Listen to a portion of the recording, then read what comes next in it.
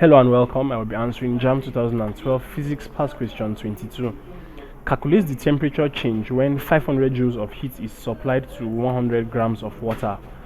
A. 12.1 degrees Celsius, B. 2.1 degrees Celsius, C. 1.2 degrees Celsius, D. 0.1 degrees Celsius. And we have specific heat capacity of water 4,200 joules per kilogram per Kelvin.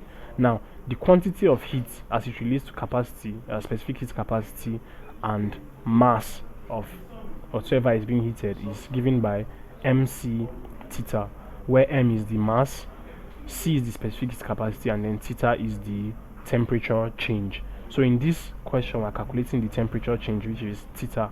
So if you make theta subject to a formula, theta is equal to Q over mc. That is the quantity of heat divided by the mass multiplied by the specific heat capacity. Now, the quantity of heat is given as 500 joules, so that is 500 divided by mass. Now, the mass is given to us in grams, so we need to convert it to kilogram because of this specific heat capacity unit.